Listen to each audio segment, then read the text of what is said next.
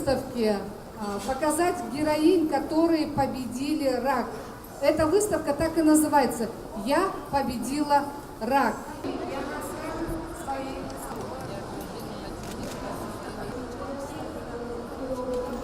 Розовым цветом, включая Ниагарский